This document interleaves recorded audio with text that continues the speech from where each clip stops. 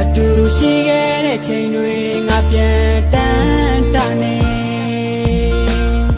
အခုတော့နေငွေသက်တွေဟိုအဝေးမှာပြောနေပြီပေါ်ခလေးအရန်ကိုချစ်ပြတတ်တဲ့တစ်ချိန်တော့ငါကျွန်တော်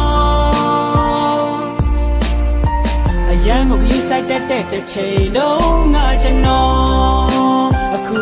တော့နေတော့အရန်ကိုတောင်းအားခဲ့တဲ့တစ်ချိန်တော့ငါကျွန်တော်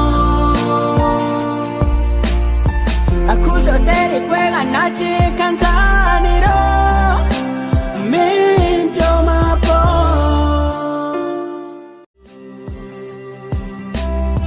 အတူတူရှိခဲ့တဲ့ချိန်တွေငါပြန်တန်းတနေ